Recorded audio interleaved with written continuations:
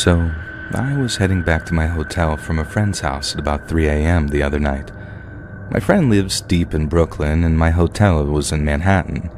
If you know the city, you know that's about a 30 to 45-minute train ride, give or take. The train finally arrived, and I was happy to be headed home. I was exhausted, and it was late. My trip had been going unexpectedly well until that point, and so I had faith that I'd be able to get home with no worries, especially since the trains and streets were basically empty at this hour. The train was brand new and had just been cleaned, something I've never seen before. It even smelled like a new car and still had fresh mop water on the floor. There were only about 3 other people on the train, all minding their own business, and so far so good. About 2 stops into the train ride, a man who looked like he was in his late 20s stumbled into our train car mid-ride through the connecting doors. He had a Nike ski mask, a shiesty mask, if you know, you know, which usually isn't a good sign on a nice 70-degree night in general, but I'm not one to judge by appearance, I guess. Plus, I know the shiesty mask is sort of a trend nowadays, so I didn't think too much of it at first. He sort of hobbled in, clutching his stomach, almost like he was concealing something or hiding a wound. His eyes were bloodshot red, and at first I thought it was because he was high or something, and he immediately hobbled into the nearest corner and sort of sulked there until the next stop. Then, he ran out of the closet door and erupted into the most painful crying I've ever heard. He was just screaming, moaning, and crying while stumble running alongside the stopped train on the platform, still clutching his stomach and screaming things like, "Why?" and gasping through his tears. Keep in mind that I'm sitting in the middle of the train facing away from the side that he got off of, so I'm kind of breaking my neck behind me to watch what's going on. He then ran back inside the same car through the door on the opposite side. He was on my right before, and now he's on my left. And there was no one in between me and him now, since everyone else was closer to the right side. He did the sulking while facing into the corner on the other side of the car now, but this time he kept screaming, crying, and yelling things like "why" again, but he was crying so hysterically that it was hard to make out a lot of what he was saying. From the certain words that I gathered, I'm almost positive that a very close friend of his had just gotten killed or something. It's the only thing that could explain why he was acting and the things that he was saying. Plus, he was suited up like he just came back from a street mission gone bad or something. At this point, everyone on the train was frantically flicking their eyes over to him every few seconds. You could tell that they were panicked, but not trying to cause a scene or rile him up more. I was getting a little sussed out myself, but I had seen and heard about worse on the subway, and if someone he knew had really just died, then I honestly felt horrible for the guy before anything else. But then the entire situation escalated to a point that I had only seen in movies or crime shows until now. The man stayed in this corner, crying, screaming, and muttering things to himself for another 3 minutes or so, all while still clutching his stomach as if he was concealing something. I had definitely seen a black object in his hands by this point, and I couldn't tell if it was big enough to be a gun or not. After I saw this, I tried not to take my eyes off of him for too long at a time since I was the closest person to him, but I also didn't want to stare.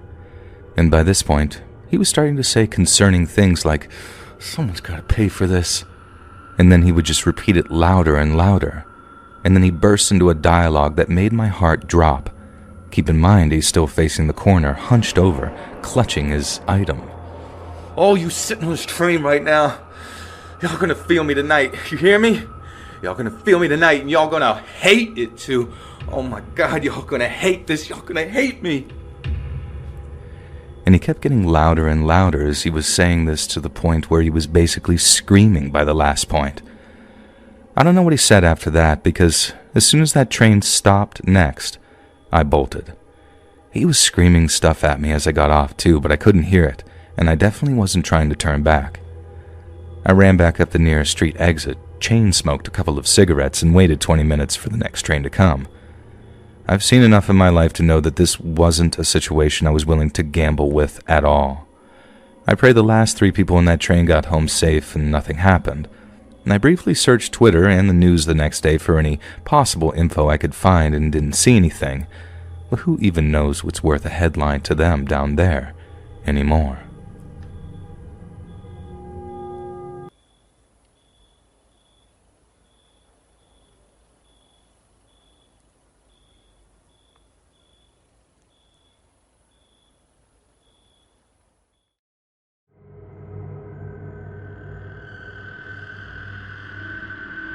The cinema for Five Nights at Freddy's was very exciting.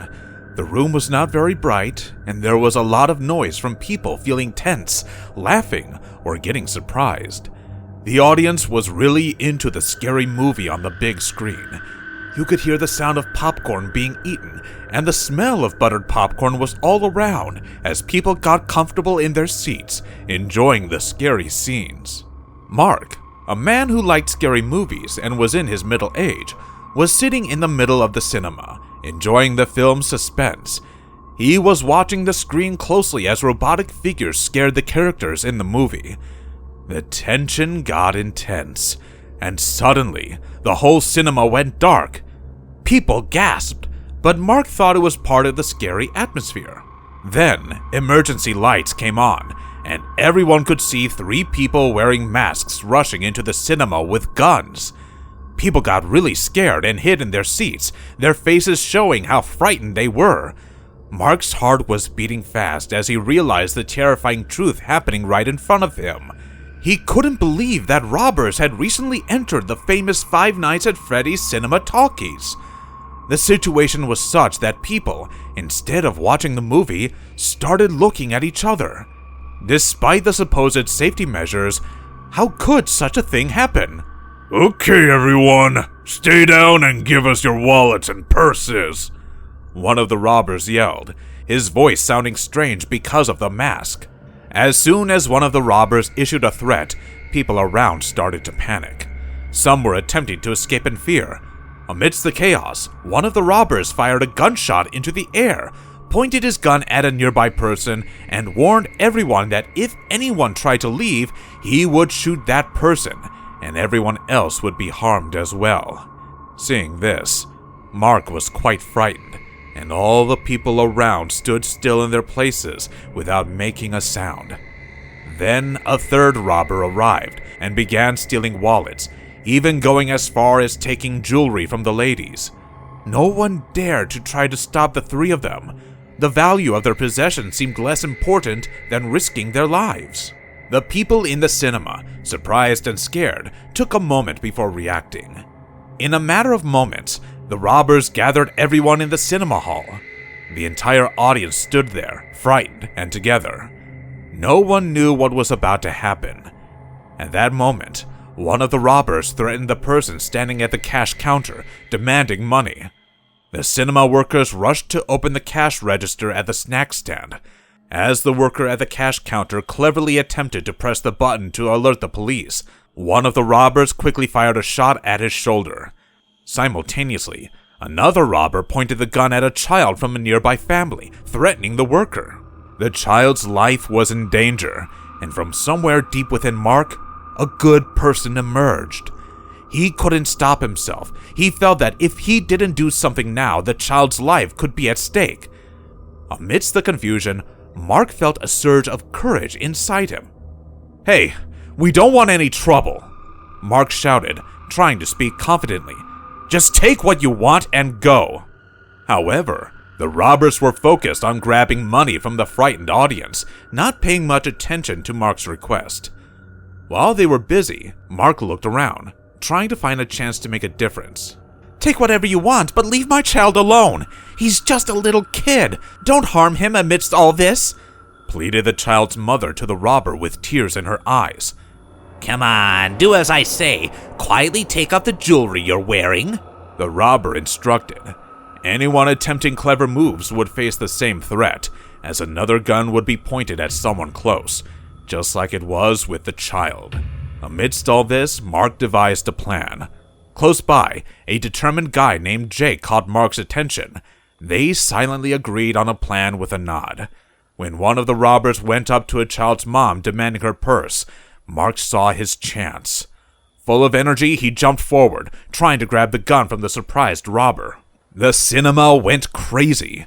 People screamed and shouted as Mark wrestled with the armed robber.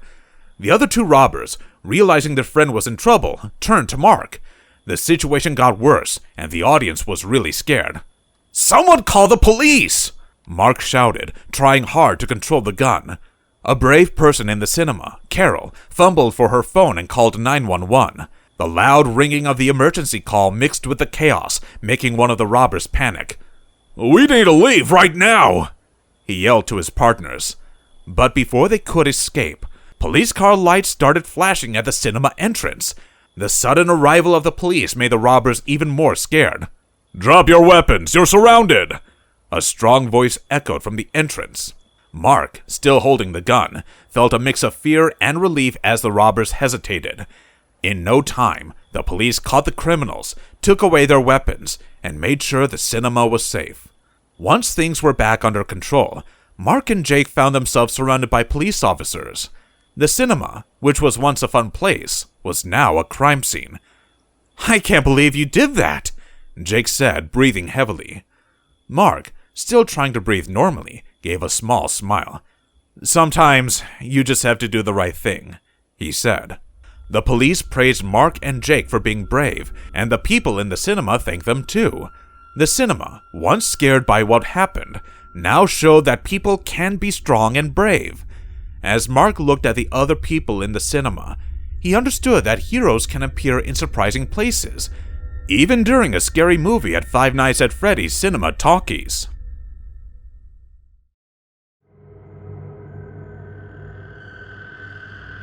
In a calm town called Eldridge Falls in the middle of America, there was an old and kind of spooky hostel. It was home to 4 good friends, Jake, Emma, Alex, and Luna. The hostel had a mysterious past, and people talked about strange things that happened there before. But the friends didn't know that they were going to be involved in something that would make the hostel's mysterious reputation even more interesting. One cold evening, the friends met in their dimly lit room, deeply interested in the scary story of the missing children at Freddy Fazbear's Pizza, also known as the Five Nights at Freddy's story. The room felt tense as they shared ideas and guessed about the spooky events. The hostel's squeaky floorboards added to the creepy atmosphere, making their talk even more unsettling. They all liked the characters from Five Nights at Freddy's, and because of all this, they were having an interesting conversation about the horror story. It seemed like they were really enjoying discussing scary things together, and for a moment, it felt like they were living in that character. As they chatted away, time flew by, and before they knew it, it was already 3 a.m. However, the fascinating topics from the movie kept the 4 friends engrossed in their stories throughout the night. As they got more into the scary story, their attention suddenly changed when they heard a strange sound in the room.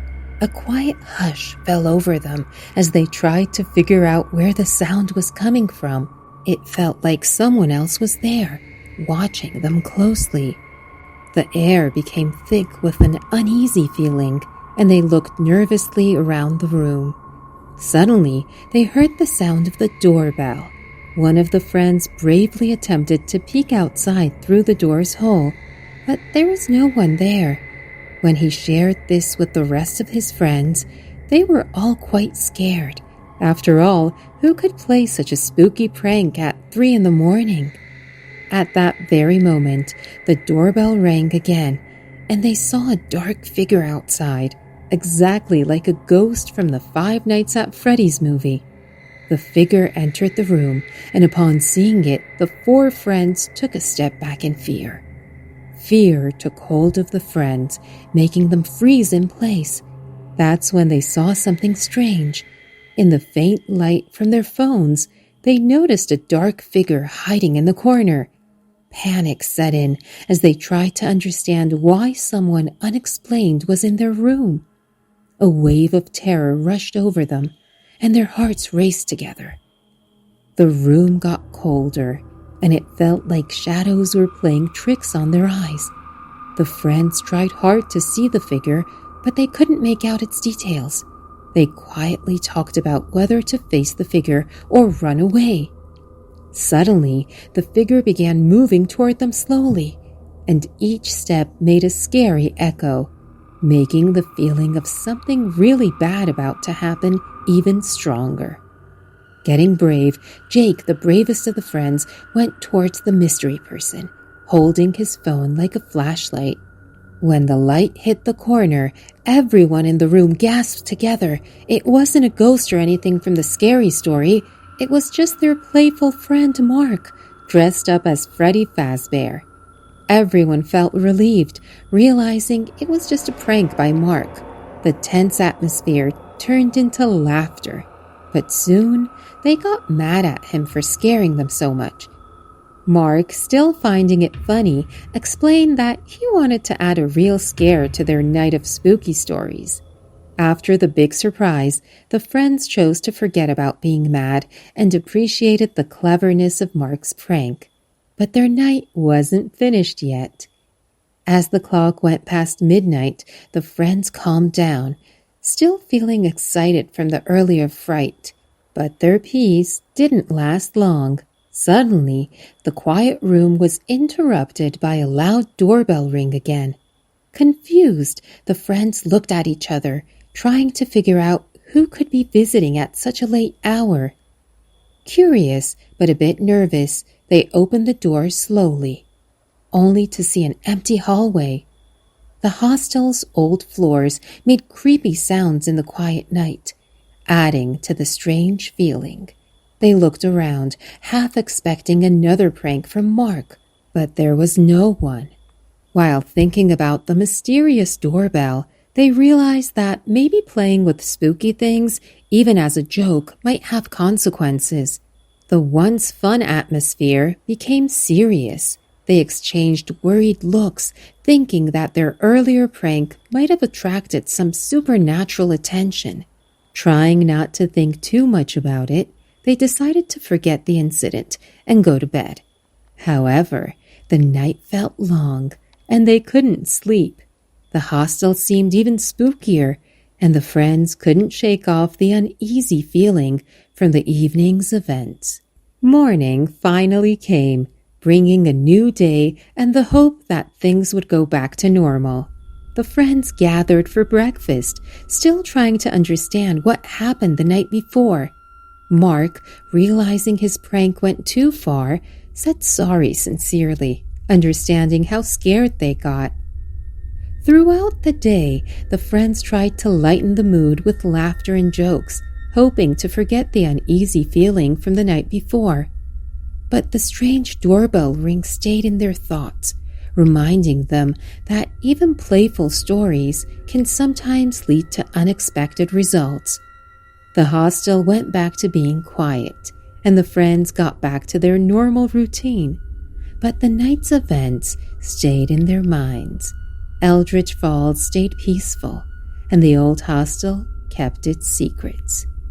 The friends learned an important lesson about storytelling and the difference between fiction and reality. The strange things in their room tested their bravery, giving them a story to tell for a long time.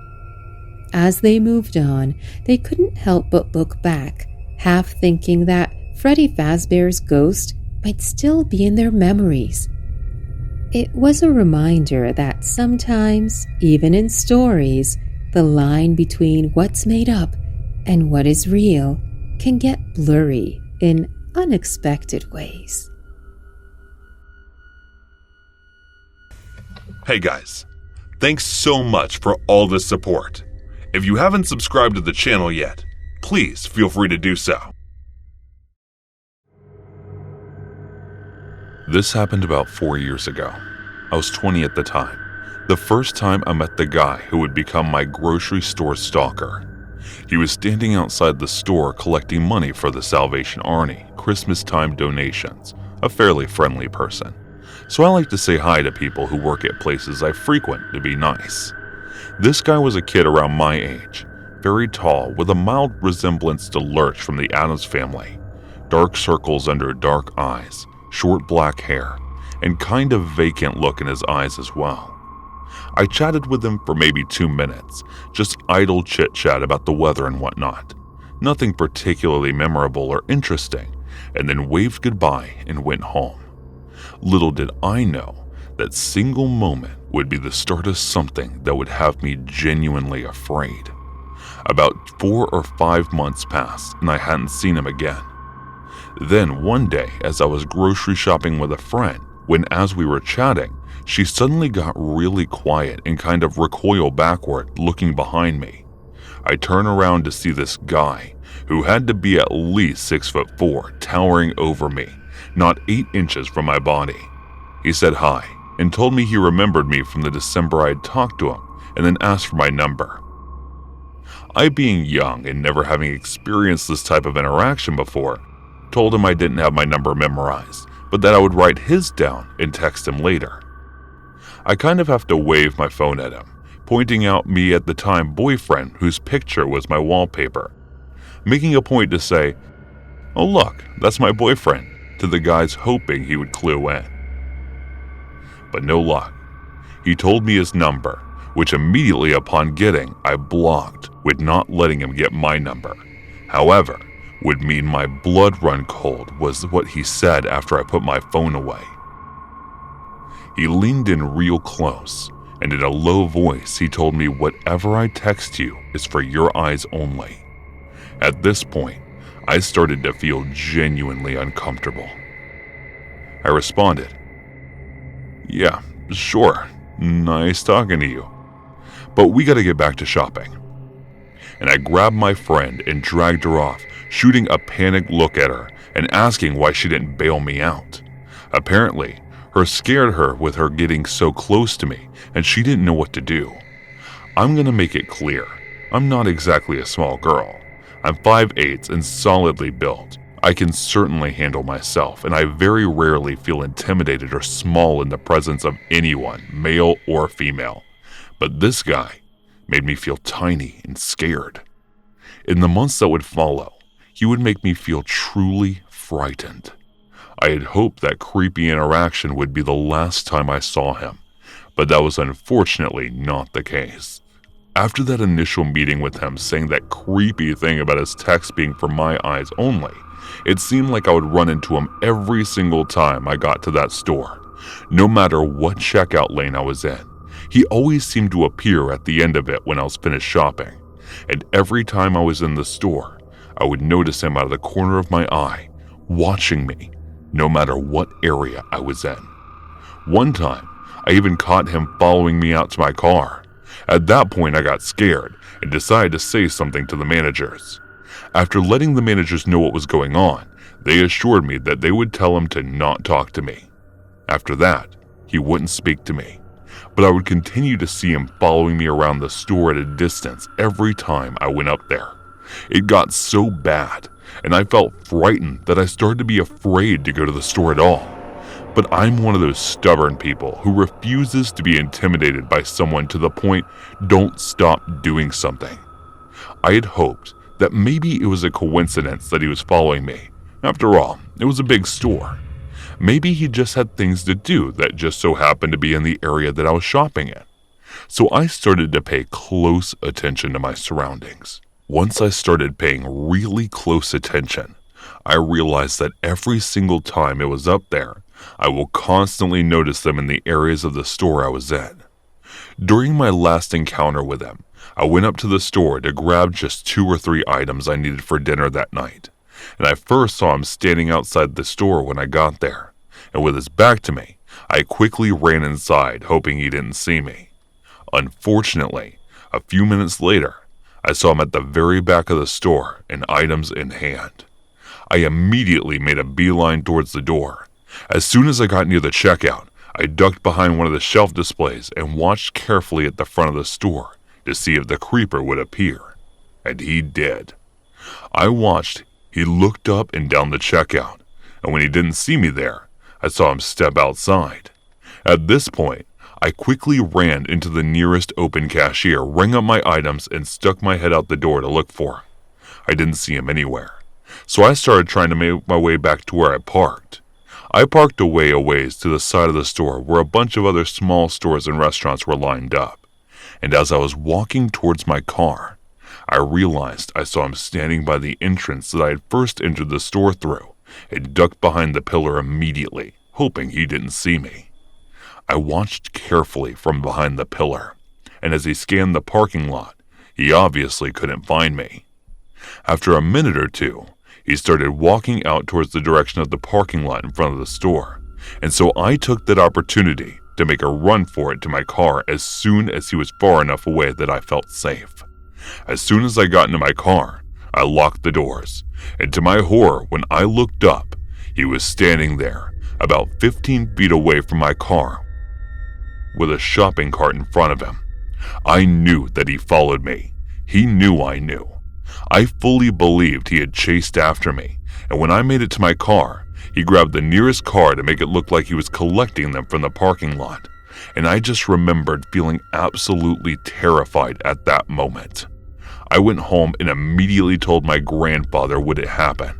I began crying and shaking, and my grandfather told me to get in the car and we were going to settle this.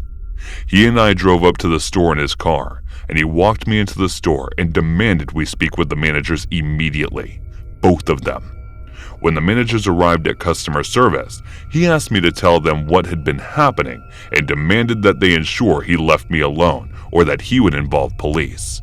The manager swore up and down that they would take care of it.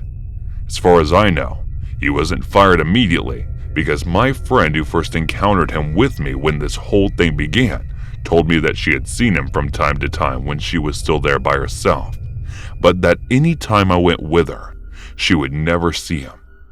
I fully believe he knew whenever I was there, only this time instead of stalking me, he would avoid me. Eventually, everyone who knew the situation stopped seeing him there, so I think he may have gotten fired and moved out from the store. Either way, I haven't had any issues since, but I never in my life felt so afraid of another human being as I did that day. Seeing him make eye contact with me in the parking lot has unlocked my car doors. It still creeps me out to think he was watching me so closely every time I entered the store, and that he could so easily avoid or follow me whenever he wanted. The church. I used to clean a church alone at night. It was a job that I had taken up to make some extra money while studying. The church was located in a serene part of the town, tucked away in a peaceful corner. It was surrounded by trees that rustled every now and then as the wind blew.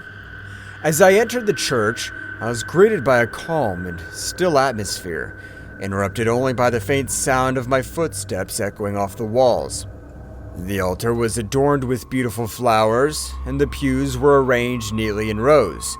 The dimly lit candles flickered gently, casting a warm glow throughout the church.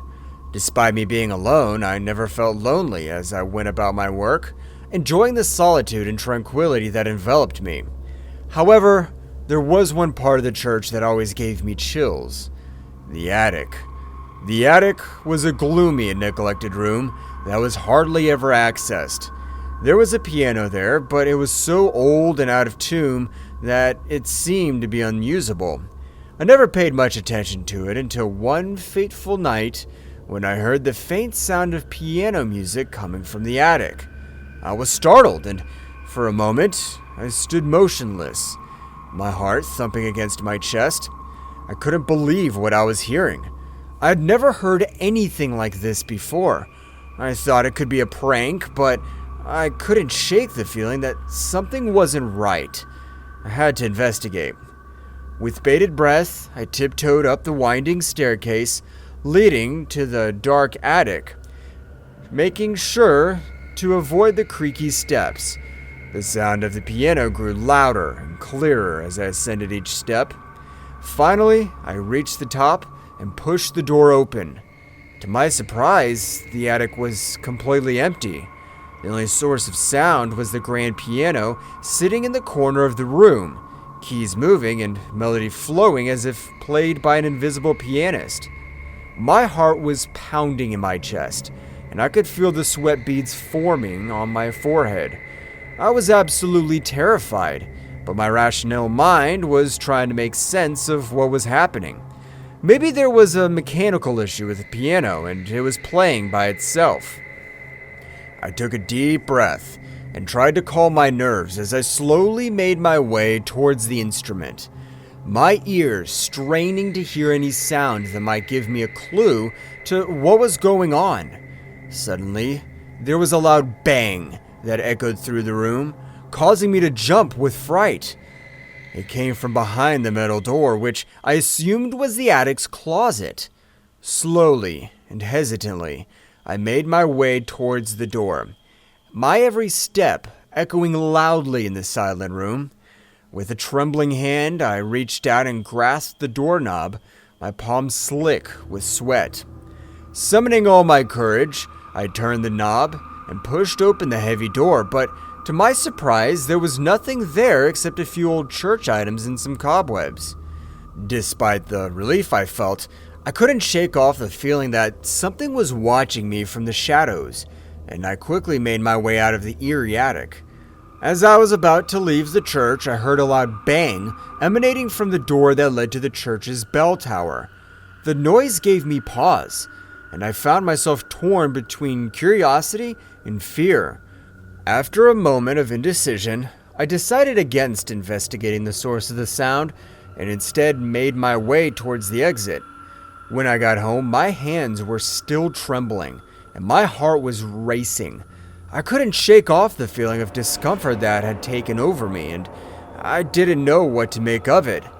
The experience that I had just gone through was still fresh in my mind, and I couldn't rationalize it no matter how hard I tried. It was as if my mind and body were at odds with each other. I knew that what I had experienced was real, but I couldn't explain it. Every fiber of my being was telling me that something was off, and it was disconcerting. The following day, I decided to visit the pastor and confide in him about the strange occurrences I had experienced. I recounted my experiences with as much detail as I could remember. The pastor listened attentively, nodding occasionally, and when I was done, he offered me reassurance and support, telling me I could quit my job if I felt too scared. He also mentioned that he had come across similar stories in the past. However, he expressed his skepticism about their authenticity.